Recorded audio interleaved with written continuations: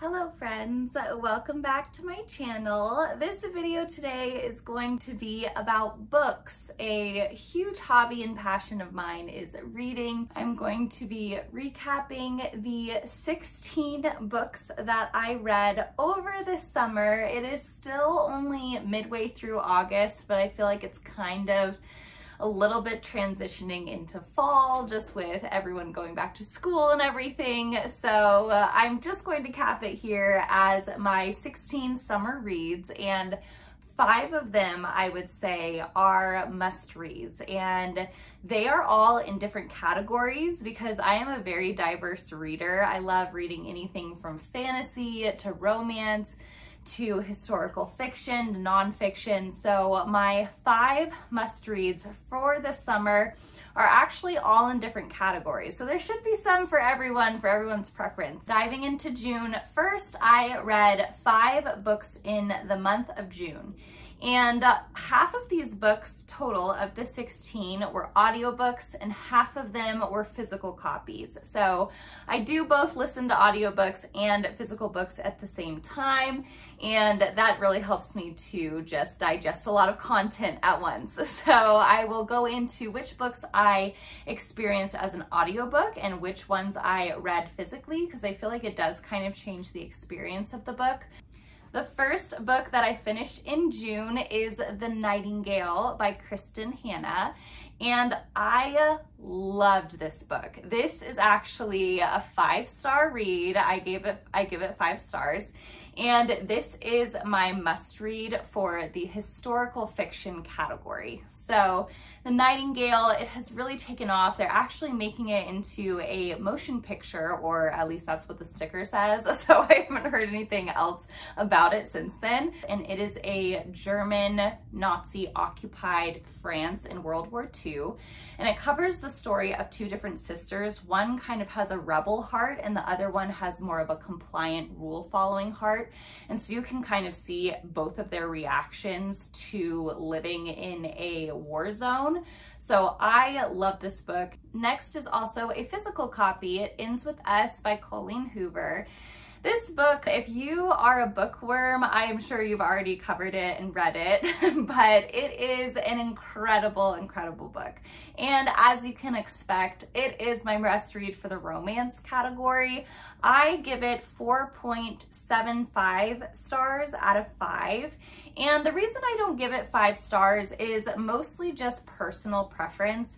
5 stars for me is a complete home run in a book, and for some reason with this one I found myself wanting something that wasn't quite there. And I think what it is with Colleen Hoover's writing style, I really like it. It's really easy to digest. She says it like it is, but I really love lyrical writing styles. And so it didn't really catch me right, you know, in my deepest feels as I feel like it could have, but it is a really, really powerful read. Third book that I read in June is Find Your People by Jenny Allen.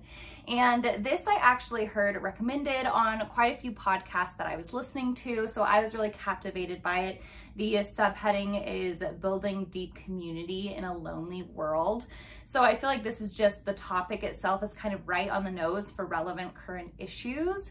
This book I would give 3.5 stars. So usually when I put books in the 3-star category, it's because I liked it. I didn't dislike the book, but it wasn't something that I loved. It doesn't really hit you over the head with any revelations, at least it didn't for me. So because of that, I just felt like it was lacking in a lot of ways for me. Also, it is very much so written to a very specific demographic, a Christian female who is looking for a group of gal friends, and I don't think that she's trying to just narrow it down to that demo. I feel like this book left a lot to be desired, but I did like it. Next in June, I read Verity by Colleen Hoover. So this I actually bought at the airport when we were coming back from our baby moon. I had just finished It Ends With Us, and so I was like, I need to read another Colleen Hoover book. This is so good. So I picked up Verity knowing that it was a completely different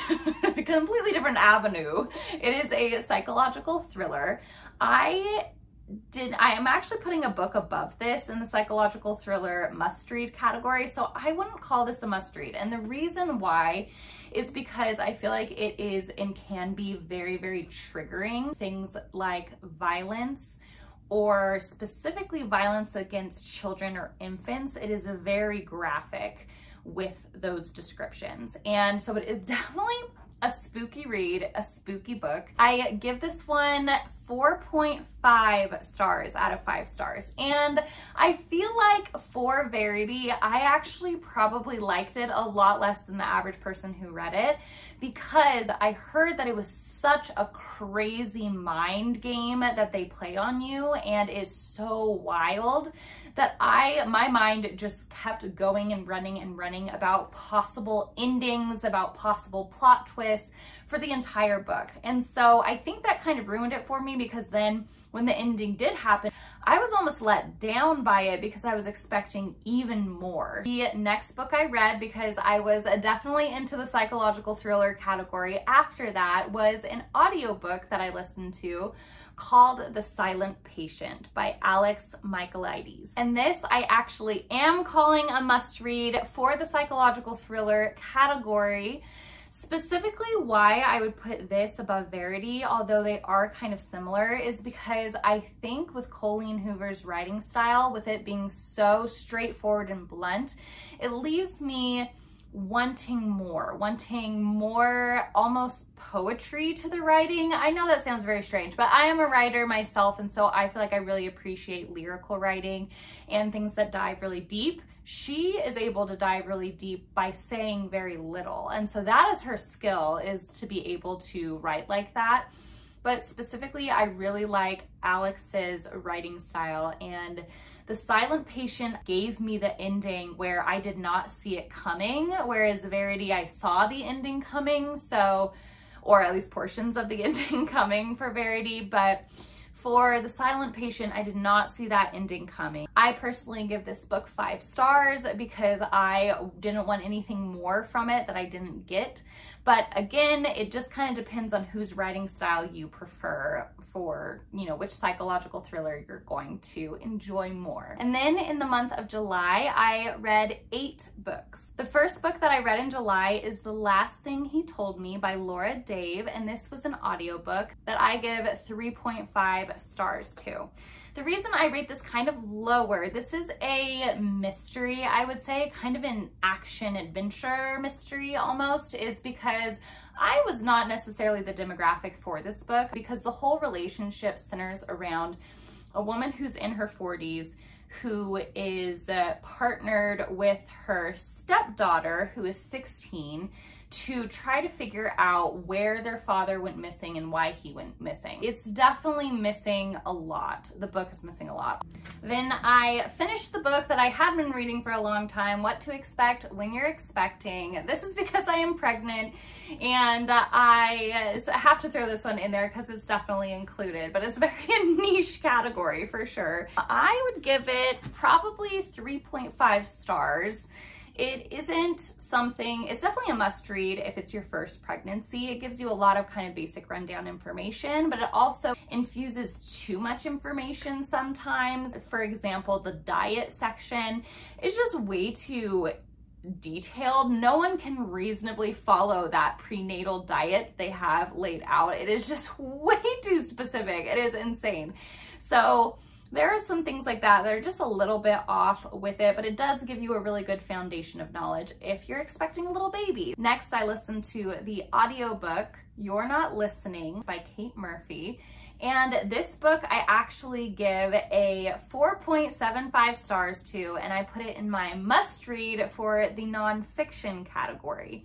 I loved this book. I think that it is really imperative for people in my generation, and just truly any generation in this culture that we have going on right now, which is so oriented around consumption, consuming content, having someone else listen to you but not taking the time to actually ask the good questions to listen to other people. So it's really shifted my perspective. It's definitely a must read. Next, I got into this series, A Court of Thorns and Roses by Sarah J. Maas.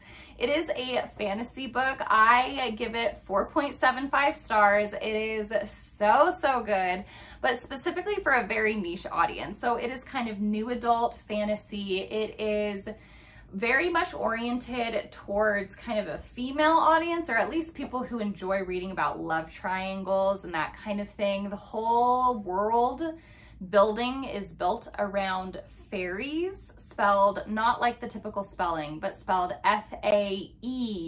I can't even truly go into it because there's so many details, but I love fantasy. I love fantasy reads. I could get lost in them all day. The last third of this book is truly unputdownable. It is just so action-packed with everything that's happening. So this is a super good read. Then I listened to another audiobook called The Lost Apothecary by Sarah Penner.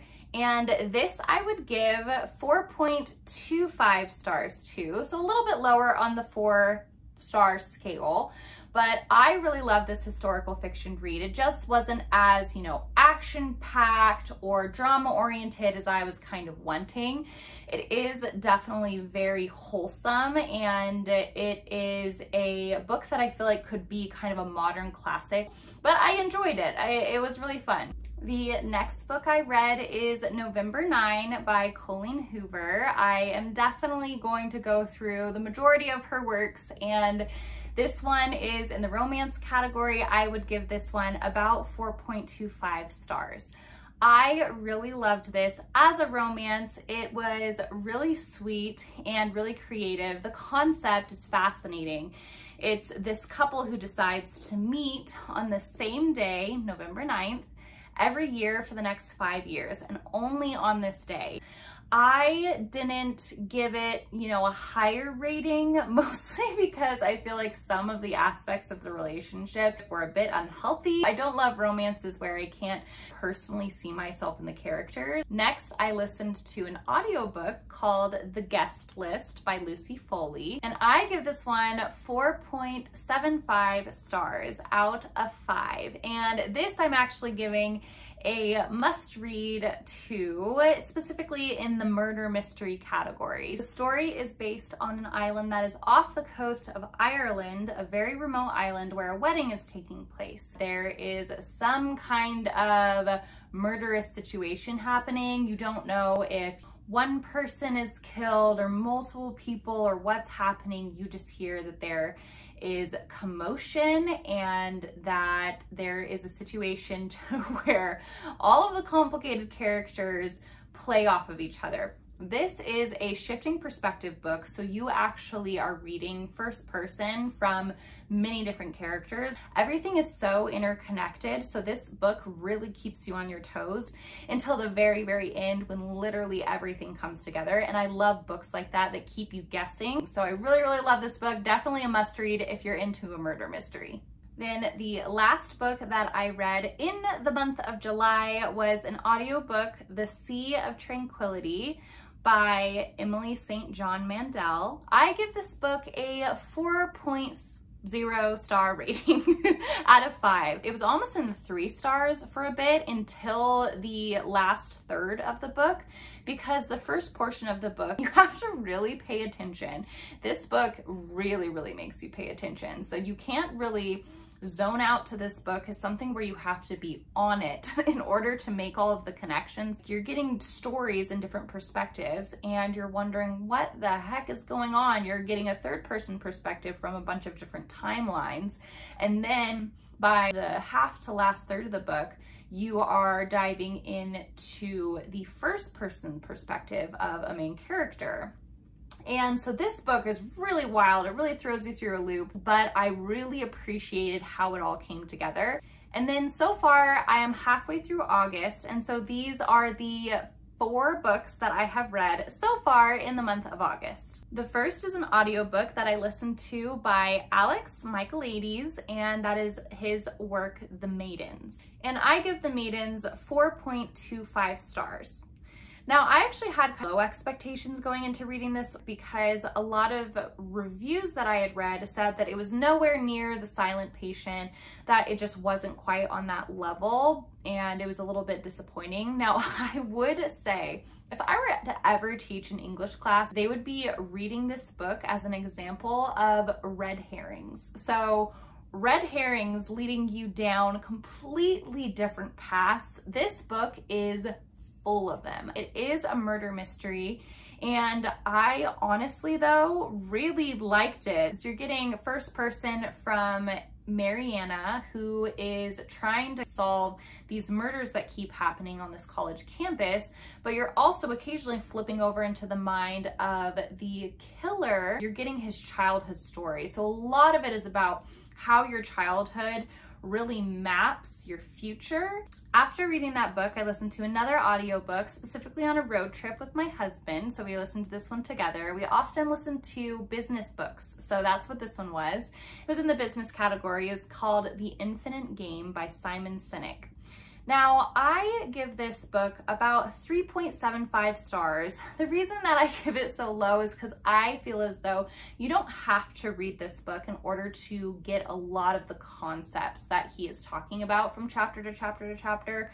You could honestly get it from a lot of his keynote speeches, from his TED Talks, a lot of the content. You can dissect it from this book, and it doesn't necessarily have to be in there. There was this thread that he was trying to weave through each chapter, this concept of businesses fighting the finite game as opposed to the infinite game, and how in order to be future-minded, businesses need to be playing the infinite game and individuals need to be playing in order to just stay in the game. The goal is not to win when you're in business. The goal is to keep playing and to keep sustaining infinitely. It was just a loosely tied together book. Next, I listened to another audiobook called The Maid by Nita Prose, and this is a murder mystery. I give this one around 4 stars.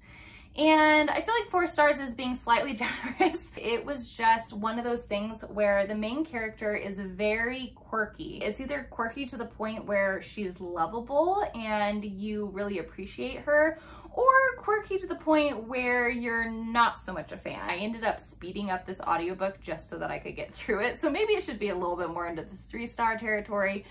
But I thought just kind of the sense of outcast camaraderie that happened towards the end was really sweet. I really liked the last few chapters, but it wasn't anything groundbreaking. It definitely is not a must read. If you like murder mysteries, it could be something fun. And then the most recent book that I just finished for the month of August is the second book in the series, A Court of Mist and Fury. And I love this series. It is so entertaining. I would give this one maybe 4.5 stars out of 5. I thought it was incredibly entertaining. I wanted to though rate it just below the first one, because the first one, because of the last third, I was just flipping through and it was a page turner. This whole book, it is definitely kind of a thick baby, but this whole book was a moderately fascinating as opposed to just a section of it forcing you to end. I really enjoyed it. Definitely pick this up if you're interested in new adult, in love triangles, in all of that good stuff. It is a really good guilty pleasure read. Now, the books that I am currently reading, because I'm always reading a physical book and an audiobook at the same time. Right now, I'm currently listening to a nonfiction book called Boundaries in Marriage by Henry Cloud and John Townsend. This one I have just heard really good things for. I wanted to read a marriage-based work because I haven't read many, or maybe any, I want to say, since I've been in the 4 years I've been married. So I am about 20% of the way through. It is definitely more of an old school, marital advice book, but there have been a few things where I'm like, that's really interesting. I haven't thought about it that way. So I really like self-help books that give you those revelations. So I am enjoying it so far. And physically, I am reading Heart Bones by Colleen Hoover. And this is one that I heard was one of her really good recent works. It is based on 2 characters. One is on the very impoverished end of the spectrum financially, and the other comes from a lot of wealth.